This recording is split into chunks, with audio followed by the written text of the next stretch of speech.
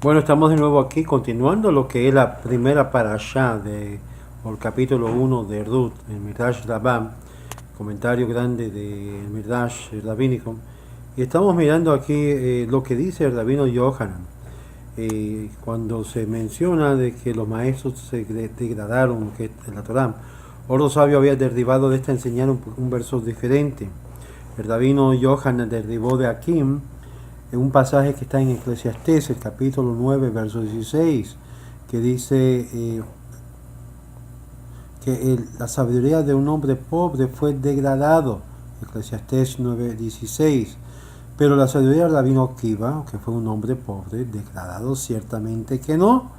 ¿Quién era el rabino Akiva? Como sabemos, el rabino Akiva tenía un nivel muy único en su nivel de conocimiento y sabiduría.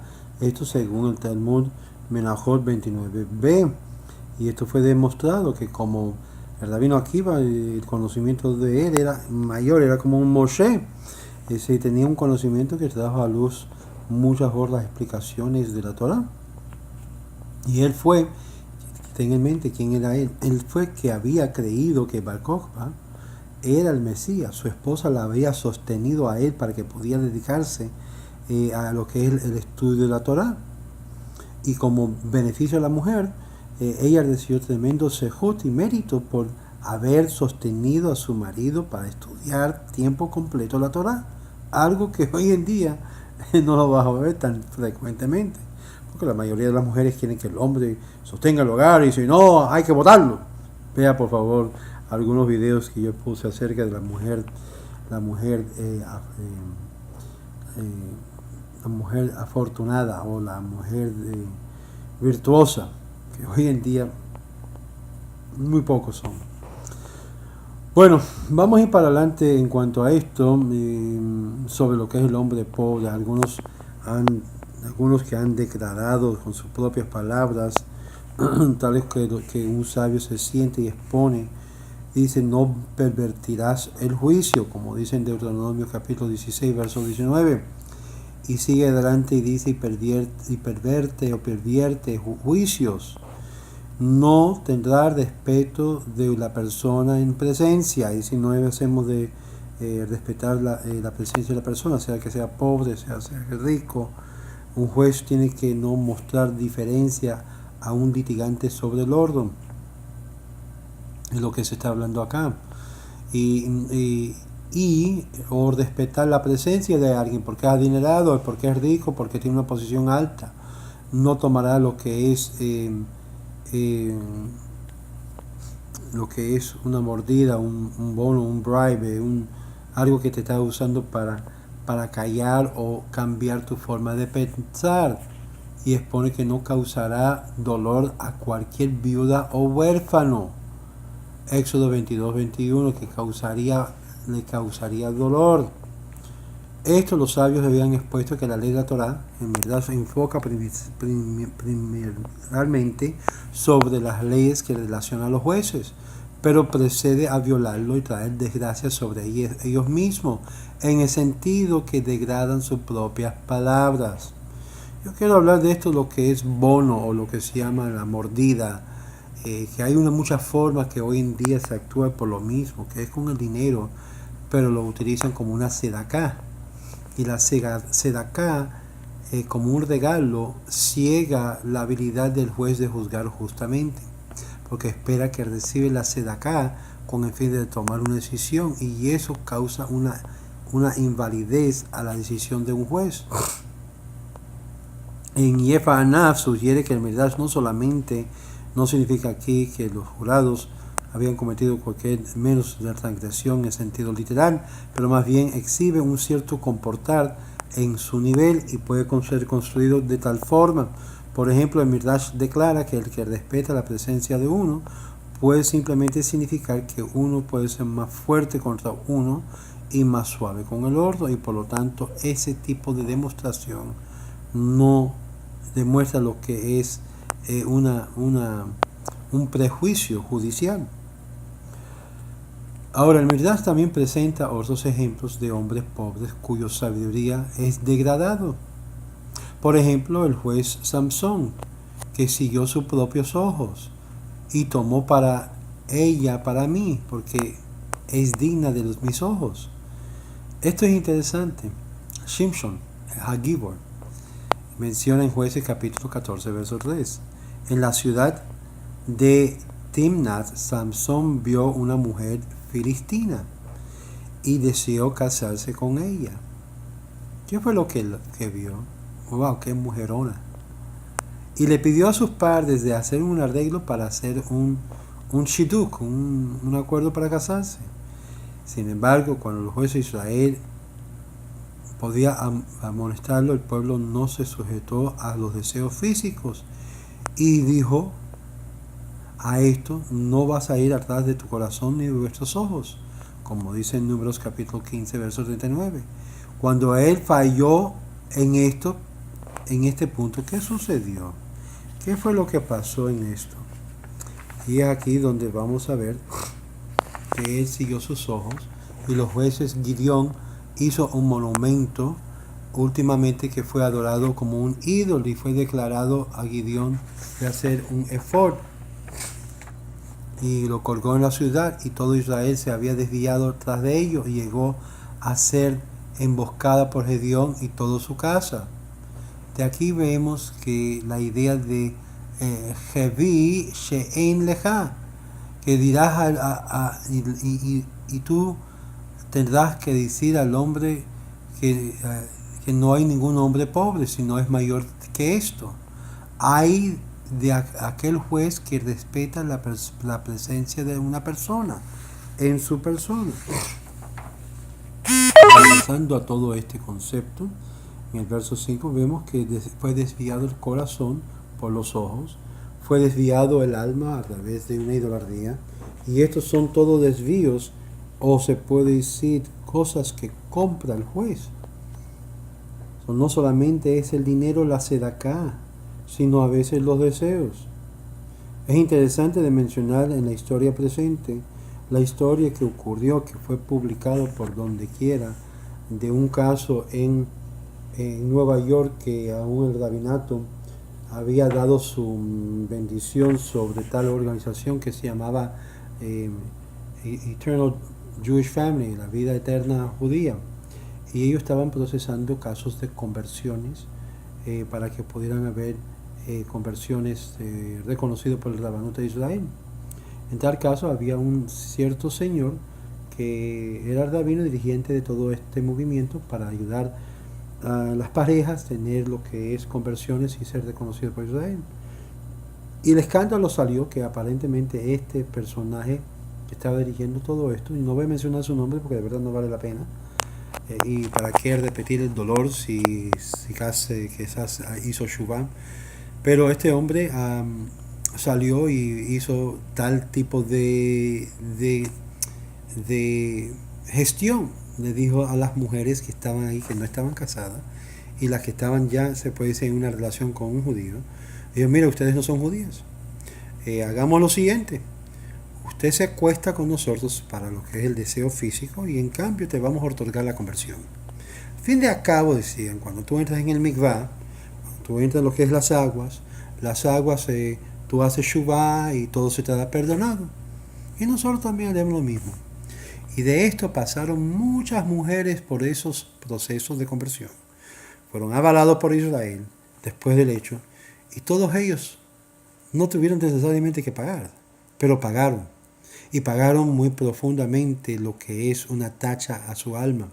Porque lo que sucede es que compraron lo que era la conversión con la transacción fisiológica, o se puede decir sexual, en cambio a esto. Y esto fue el escándalo más grande del año pasado. Creo que fue el año pasado o antepasado. Y eso se oyó por todas las noticias judías ortodoxas. Un tremendo escándalo. Tuvieron que huir de Nueva York y se fueron a Israel a vivir estos líderes. Pero quedó tan afectado todas las comunidades que ya la gente dice: ¿qué es esto? Y la Torá de Dios fue degradado, fue profanado. Mira, vamos a ser real. Los hombres que están detrás de la Torá son hombres, y nadie debe de tener confianza en ningún hombre o mujer detrás de la Torá. ni Moshe Otero, ni De León, ni nadie que usted conoce, porque al fin y al cabo somos seres humanos y sí podemos fallar y fracasar. Es por eso que es la responsabilidad de usted. Usted que tiene que tener las antenas siempre alerta y abiertas. Yo puedo estar enseñando todo y decir, ay, verdad, Moshe, tú eres un sadik, tú eres, por favor, no me levanten al nivel de sadik, porque más alto el altar, más fuerte la caída. So, por favor, no lo haga. Por eso yo soy una persona que no creo en lo que es las reverencias de estas personas en foto y eso. Lo haría simplemente para hacer la burla de que de verdad más alto está exaltado la persona, más difícil, más fuerte la caída. Sois hombre de sangre y carne. Entiéndalo. No soy un sadí, como dicen ahí por allá, un santo que nunca peca, que nunca tiene deseo. No, soy 100% sangre y carne. Y cometo errores. No soy perfecto. Y me alegro que tengo un buen amigo que siempre me lo hace recordar. Los jueces de Gideón también en un momento hicieron la adoración de ídolos. Y fue así declarado que se desviaron Israel a través del ídolo. Así como hoy en día Israel está siendo desviado a través de otro ídolo, con la foto colgado por donde quiera, porque el deseo es tanto de que quieren el Mashiach, que han hecho de un Mashiach un Dios, en la cual está prohibido en la Torá. No tendrás dioses ajenos a mi lado. Y claramente el pueblo quiere tanto que comete lo que ve por sus ojos y lo que se le dice por sus oídos. Esto es así, así, así, así. Y Gedón y toda su casa fueron desviados, y así fue dicho que en este pasaje, en este verso, que Gedeón y su ejército fue totalmente, pudieron lo que es exterminar los midianitas y buscaron crear un monumento nacional por este gran milagro victorioso, y al fin cada uno de los soldados le fue pedido lo que es una sortija de su nariz de oro, que fue tomado de él al del enemigo, y de eso hicieron una sortija de material de púrpura, que fue tomado de los enemigos y de lo que los reyes de midianitas, y de sus cobijas hicieron un enorme efod, y de ese efod fue que usó el sumo sacerdote para poder presentarlo a la ciudad. Y aunque la intención de Gedeón era buena en el memorial de preservar la fe en Dios, que lo había salvado a ellos, la gente comenzaron a adorar el efod después de la muerte de Gedeón, comenzaron a ser un objeto de adoración, esto que fue simplemente para un memorial. El Midrash, por lo tanto, hace una crítica de Gedeón por su falta de sabiduría y de vislumbre futuro en anticipar tal calamidad. Y podemos decir la misma cosa de la falta de vista por delante de que, y esto no es una crítica, sino una referencia de que si esto se mencionó de Gedeón cuando creó lo que es el efod, cuanto más un hombre de tanta sabiduría, tanto conocimiento, tantos seguidores, tantos fanáticos y aficionados a su movimiento, que no sabía él que él podría traer a consecuencia una vorazara de su personaje. Estoy haciendo una pregunta bastante dura para tragar. ¿No sabía el Rebbe Lubavitch de que a crear lo que él estaba creando, que la gente iban a caer, sus propios seguidores, sus propios emisarios, caer en la idolatría que están ahora presentes haciendo? Amigos, esa misma pregunta se hizo a los que seguían al Jesús del primer siglo, y se está repitiendo la historia en la actualidad. Y todavía no hemos aprendido esta lección tan sencilla, que cuando pones al hombre en un pedestal, hay la probabilidad que vas a hacerlo como más de un solo hombre. Y cuando cae delante de uno tal imagen y que ve que sí, la persona ha cometido un pecado, que ha fracasado, que ha fallado, que no ha llegado al nivel de la imagen que crees que tienes de Él, entonces todo el mundo va buscando otras cosas, porque su fe ha sido destruida. Amigo, cuando su fe está puesto en Dios y no en los hombres, no puede fracasar su fe. Su fe fracasa solamente porque ha puesto su fe, sus ojos en el hombre, en un hombre, y ha visto lo que es la vasija tan frágil que es el hombre, y no el mensaje que lleva el hombre, que no viene de él, sino viene de aquel que con que el hombre se ha pegado. Y esta es la realidad. La próxima vez que usted ve que quiere poner la fe en un rebe, en un hombre, en uno de estos religiosos, porque están vestidos de negro y dicen, wow, qué piadoso. Wow, que te da esa cara así como así de medio guanajo. Amigo, despiértense. Despiértense, por favor. No ponga su fe en eso. El otro día, antes de comenzar Shavuot, me encontré con un muchacho que inicialmente, no voy tampoco a mencionar el nombre, le estaba ayudando a él y su esposa con el proceso de conversión. Y por alguna razón yo pedía lo que era una contribución para enseñarle, no para hacer la conversión, simplemente para pagar el tiempo que yo le estaba enseñando a él y a su señora. Rabino, yo no tengo el dinero. Está bien, no te preocupes, lo más importante es ayudarle. Después de 3 meses de darle enseñanzas, de darle todo el material y todo, llego a enterarme que se fue a otro grupo de gente aquí en sur de la Florida, de ser enseñado por, entre comillas, unas personas autorizadas por el Rabanut Beit Din. ¿Cuánto le estaba cobrando? Fíjate, yo no estaba cobrando simplemente una donación. Estaba cobrándole $300 semanal para asistir a un periodo de 1 año de clases. Y yo me quedé, no entiendo, y se lo dije, no entiendo por qué cuando yo te pedí simplemente $25 la hora, tú te oponías y aprendiste más en mi clase que con ellos. Y ahora te cogieron porque hicieron algo, $300, esto es real. Y te dieron menos simplemente para otorgarte el papelito. Y eso que eran no solamente el horario de las clases, sino también le cobraron $4,000 o $3,000 para hacer el proceso, cada uno. Y yo me quedé, no entiendo la gente. Cuando la gente están así, que no quieres porque algo en ellos ya estaba mal. Y este es el problema, la gente no aprecia lo que tienen hasta que lo pierden. Y así sucede también en este asunto. El Midrash habla de lo que es el gran oprobio que fue traído sobre los jueces por haber pervertido el juicio.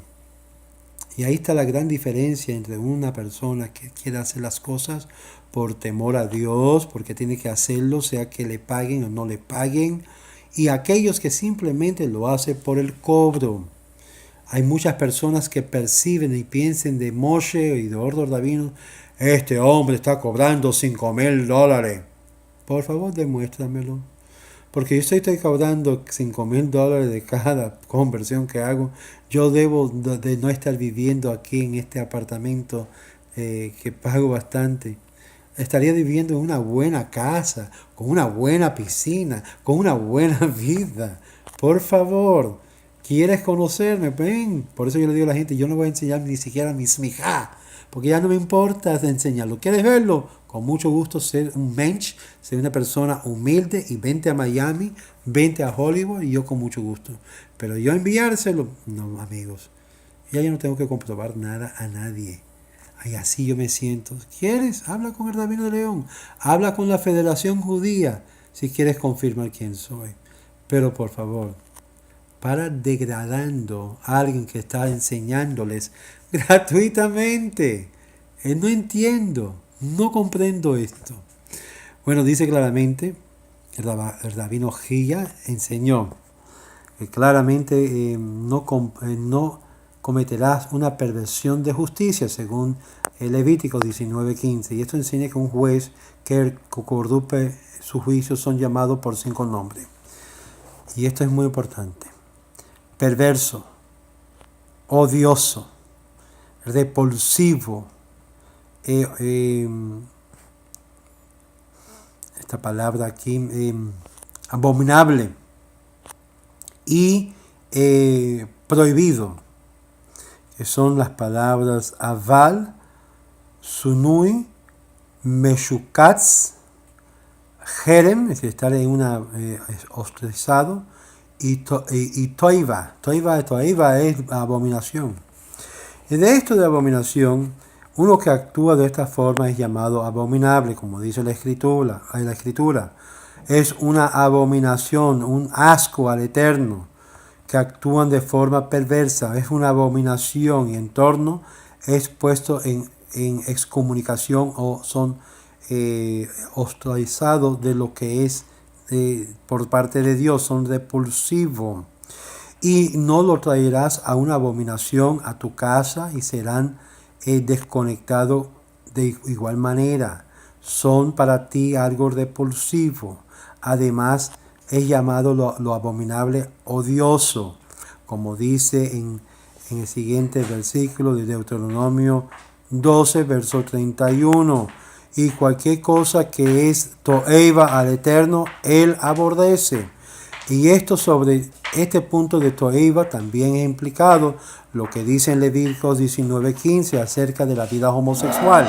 Hay ciertas cosas que el término toeva en hebreo es utilizado, que incluye no solamente cuando un juez pervierte la justicia, también se refiere también a un homosexual, un hombre con un hombre, también se refiere cuando otros actos que el Eterno llama abominable, toeva. Y aquí vamos a continuar porque son 5 más nombres, dice el rabino Gilla, que el Santísimo, bendito sea Él, lo llama lo siguiente: Ra, Manaetz, Mafer, Brit, Maquis, Umamre. Una persona malévola, un blasfemo, uno que anula el pacto, uno que causa enojo, uno que enoja y uno que se revela. Un juez corrupto causa estas 5 cosas caer sobre el mundo y contamina la tierra, desprofana lo que es el nombre de Dios y causa que la presencia divina se aparta del mundo. Y causa que Israel caiga a espada por sus enemigos y causa que sean exiliados de su tierra.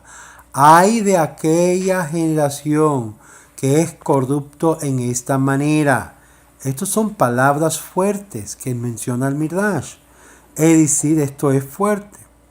Por ejemplo, dice en la escritura en Deuteronomio 17 que no matarás al Hashem, vuestro Dios, lo que es un buey, un cordero, etcétera, etcétera, que tenga cualquier mancha en cualquier cosa malévola.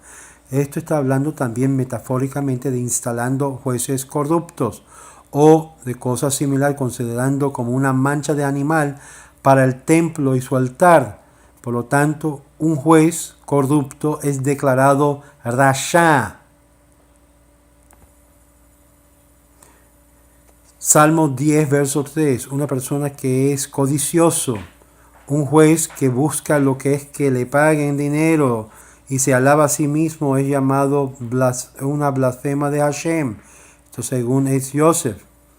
Uno que blasfema a Dios es llamado uno que anulador del pacto con Él. Y dice, estos me blasfeman y anulan mi pacto. Deuteronomio 31, verso 20. Los últimos 2 se aplica por virtud de su ser siendo maligno, por causa que es un rebelde y es asociado con la expresión de maldad en el verso 11 de Proverbios capítulo 17. Los rebeldes solamente buscan hacer el mal. Diferenciación explica estos series de nombres que corresponde a las acciones de un juez corrupto y por lo que tanto el segundo corresponde al efecto de la acción en el mundo. y correspondiente con el fin que hay 5 males que el Midrash ahora enumera, que al punto es fuerte. Es por eso que un juez siempre está entre lo que es el paraíso y el infierno, en Gehenna. La corrupción de disputas legal adjudicadas es donde se muestra tal problemas. En vez que la justicia enseñe que uno debe de medir el que es llamado juez, por lo tanto, si él falsifica las medidas, él es llamado 5 nombres adicionales, el perverso y aborrecedor, y causa de que 5 cosas terribles ocurren en su mundo. Y vamos a ver esto, porque esto es lo que sucede cuando existe injusticia, relacionando lo que es la injusticia. El Midrash enseña similarmente entre las 2 prohibiciones de Lo ta'asu Abel Bamishpot, es decir, que el primero es que concierne a pervertir la justicia, y el segundo el que engaña sus medidas de pesos en su tienda. Ambos son parecidos a uno que constituye perversión de justicias, El Kelil Yakar además señala una comparación entre estos versos y uno basado en la diferencia de interpretación de Bamishpot. Según este acercamiento a ambos mensajes de este verso, es que uno no debe cometer estos actos porque lo hace con Bamishpot, con justicia, y por lo tanto la razón de sus justicias de su justicia es justa. Estamos hablando de lo que es la lógica de tratar de racionar los actos y las decisiones injustas. La Torá ilustra en este primero de estas prohibiciones los siguientes ejemplos. No favorecerá al pobre. Es una referencia de un caso de corte o tribunal, que un partido que es de muchos bienes y el otro es pobre. El juez entonces razona diciendo que el hombre pobre de cualquier forma está obligado de apoyar y sostener el pobre. Es apropiado que yo vaya a tomar la decisión para el rico. En esta forma el hombre puede ser sostenido de una forma digna. Al fin y al cabo, el hombre rico no será peor de su situación que en su obligación. El juez entonces, razonando de esta forma, similarmente, basado en esa premisa válida y justa, por lo tanto, y apropiado en cualquier otra circunstancia, empuja al que tiene dinero a sostener al pobre con dignidad. Sin embargo, su compasión está mal puesto, porque está superando lo que es el imperativo del tribunal de regir sin favoritismo, según la ley y no según la apariencia, apoyando al pobre, aunque sea digno, lo que se llama un deseo digno, no tiene lugar en el tribunal. Y esto alude con el versículo de Bamishpot, que puede ser entendido que en referencia de un lugar de justicia, y por lo tanto el verso discuta este acto como un acto de un malvado que es puesto en un lugar y en el cuarto de la sala del tribunal, pero cuando quiera que sea es tomado como un acto de justicia. La Torá nos informa que el comportar del juez está prohibido, aunque emerge de un impulso benigno. Es una distorsión y una corrupción de la ley. Y en este segundo verso también el Kli Yakar mantiene y habla del comportar que no es inmoral en su cara. Si lo vas a ver, no es inmoral. Por ejemplo, un vendedor que desea presentar un precio más bajo con el fin de atraer los compradores, y entonces compensa a sus precios de descuentos por ajustando las escalas para que el comprador pueda recibir menos de lo que asume a pagar por ello.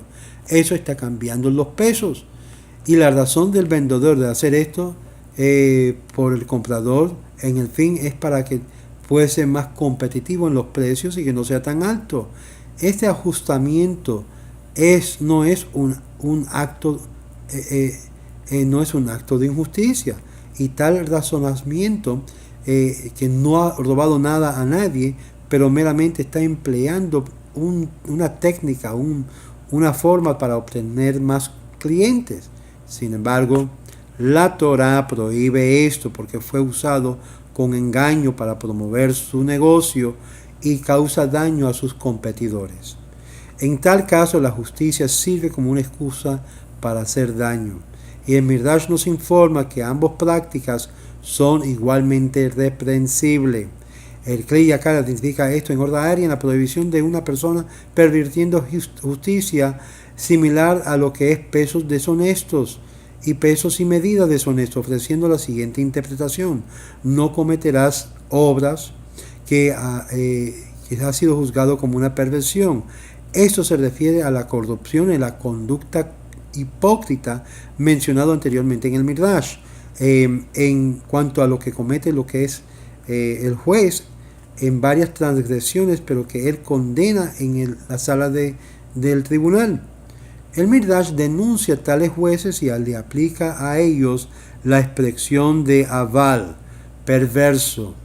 Ahora, las fuentes escrituras identifican a estos jueces como perverso. Deuteronomio 25, verso 13, es un pasaje que elabora la prohibición contra lo que es los pesos y medidas deshonestos. El pasaje habla de la persona que lleva a cabo un peso que sea más grande que el otro y uno más pequeño. La persona de Kli Yakar explica que estos pesos más pequeños, cuando es medido con ultraordo, puede ser más grande en tamaño, pero cuando lo mida por sí mismo, por lo tanto, el vendedor deshonesto comparta ese mismo carácter de un juez injusto. Ambos lo aplica en el estándar del ordo por viviendo en otras formas diferentes de ellos mismos. Vamos a continuar este estudio de lo que es el Midrash de Erdut. Shalom, shalom, en la tercera.